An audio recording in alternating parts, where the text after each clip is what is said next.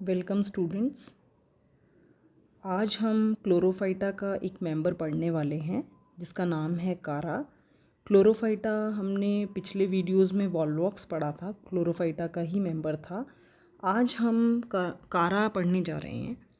तो सबसे पहले इस वीडियो में हम क्लासिफिकेशन के बारे में बात करेंगे कि कारा जो ग्रीन एल्गी है, ये क्लोरोफाइटा का मेंबर है क्योंकि, तो इसका क्या क्लासिफिकेशन है सबसे पहले वो डिस्कस करते हैं।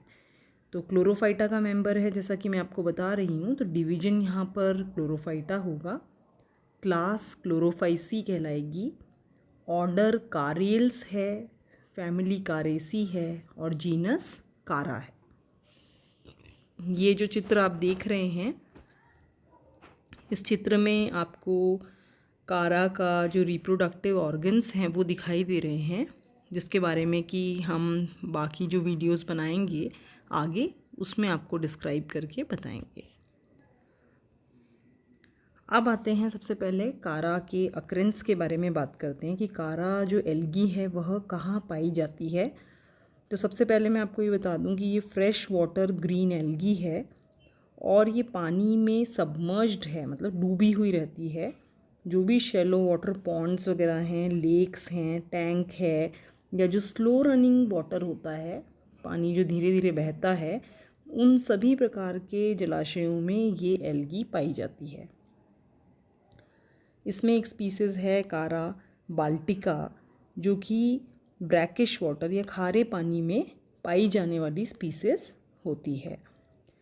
कारा फ्रेजाइलिस करके भी एक स्पीसीज़ है जो कि हॉट स्प्रिंग्स, जो गर्म पानी के जलाशय हैं, उनमें पाई जाती है। और अगर हम प्लांट बॉडी की बात करते हैं तो प्लांट बॉडी जो है वो एनक्रस्टेड रहती है, मतलब उसमें आपको कहना चाहिए कि वो कुछ खुरदरा सा महसूस करते हैं आप, अगर उसको आप छू के देखेंगे कारा की प्लांट बॉडी को बाहर से, तो आपको वह स्मूथ नहीं लगेगी। और स्मूथ नहीं लगने का कारण है कि वह कैल्शियम और मैग्नीशियम कार्बोनेट, उसकी जो वॉल स्ट्रक्चर है, जो बाहरी सतह है, उस पे पाया जाता है। और ये ज़्यादातर जो हैवी वाटर होता है, जहाँ पर बहुत मिनरल्स पाए जाते हैं, ऐसी हैवी वाटर में पाए जाने से कैल्शियम और मैग्नीशियम कार्बोनेट का डिपॉजिशन उसमें पाया जाता है। कारा जो है उसको कॉमनली स्टोन वर्ट के नाम से भी जानते हैं। ये प्रश्न कई बार पूछा जाता है कि ऐसी एल्गी का नाम बताइए जिसको स्टोन वर्ट कहा जाता है। तो ऐसी एल्गी जो है वह कारा है जिसको स्टोन वर्ट कहा जाता है। और बहुत बार यह भी पूछा जाता है कि इसे स्टोन वर्ट कहने का क्या कारण है, क्यों इसे स्टोन वर्ट का नाम दिया जाता है। स्टोन वर्ट से मतलब है, स्टोन से मतलब है पत्थर से, तो पत्थर जिस प्रकार से खुरदुरा होता है, अगर आप उसको छू के देखेंगे तो खुरदुरा होता है वो, उसी प्रकार से अगर आप कारा को भी छू के देखते हैं, महसूस करते हैं, तो वो आपको खुरदुरा महसूस होता है। और क्यों खुरदुरा महसूस होता है? क्योंकि उसमें डिपॉजिशन पाया जाता है कैल्शियम और मैग्नीशियम कार्बोनेट का, इसीलिए वह खुरदुरा होता है। और यही कारण है कि उसे स्टोन वर्ट के नाम से जाना जाता है। तो ये प्रश्न जो है छोटे प्रश्नों में पूछा जाता है, आपको ध्यान रखना है कि कारा जो है उसका नाम है स्टोन वर्ट।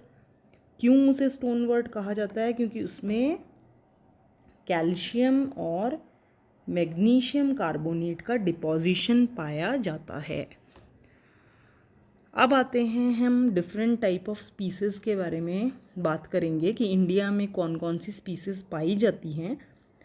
तो इंडिया में लगभग 30 स्पीसीज़ कारा की पाई जाती हैं। और उन 30 स्पीसीज़ में से जो कॉमन स्पीसीज़ पाई जाती हैं वो है ज़ाइलैनिका, कारा ज़ाइलैनिका है, कारा ब्राउनिया है, कारा ग्रैसेलिस है और कारा हेटाई है। और आप कई जगह पे नोटिस कर सकते हैं कि जो कारा है वो एक तरीके से उसका जो स्मेल है वह अनियन की तरह, प्याज की तरह भी स्मेल करती है। क्यों? क्योंकि उसमें सल्फ़र कंपाउंड पाए जाते हैं।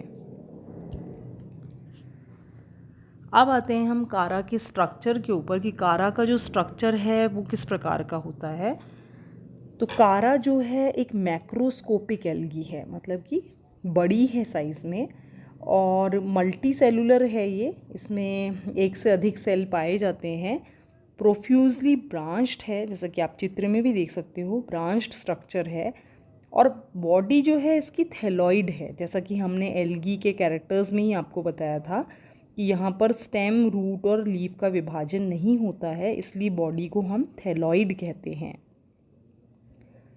जो जनरल हाइट कारा के प्लांट की होती है वो 20 से 30 सेंटीमीटर करीब होती है।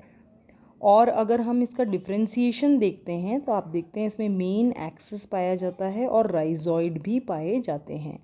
जैसा कि आप चित्र में देख रहे हैं, यहाँ नीचे आपको राइजॉइड्स दिखाई दे रहे हैं और ऊपर ये जो है ये पूरा मेन एक्सिस है। क्योंकि उसमें ट्रू स्टेम, रूट, लीफ नहीं पाई जाती तो इसलिए इसको हम एक्सिस का नाम दे रहे हैं। और रूट नहीं है लेकिन राइजॉइड प्रेजेंट हैं। तो ये इस तरीके का स्ट्रक्चर है। और ये जैसा कि मैंने आपको बताया था कि रिप्रोडक्टिव स्ट्रक्चर है निक्यूल, जो कि एक फीमेल रिप्रोडक्टिव स्ट्रक्चर है, और ग्लोब्यूल जो कि एक मेल रिप्रोडक्टिव स्ट्रक्चर है। कुछ लेटरल्स भी पाए जाते हैं इसमें। और जो मेन एक्सिस है उसमें आप देखेंगे नोड पाया जाता है, इंटर नोड पाया जाता है, मतलब विभाजन है मेन एक्सिस का नोड और इंटर नोड के अंदर। तो जो इसका स्ट्रक्चर है वो हम अगले वीडियो में डिस्कस करेंगे। आशा करती हूँ मैं आपको ये समझ में आया होगा कि किस प्रकार से क्या क्लासिफिकेशन है, क्या इसका अकरेंस है और किस प्रकार की बॉडी जो है इसमें, थैलॉइड बॉडी किस प्रकार की होती है जिसमें कि मेन एक्सिस और राइजॉइड पाए जाते हैं, और क्यों इसे स्टोनवर्ड कहा जाता है। आप इसे किताब से भी पढ़िए और आपको समझ में आ जाएगा। नहीं आता तो आप मुझसे पूछ भी सकते हैं। Thank you so much.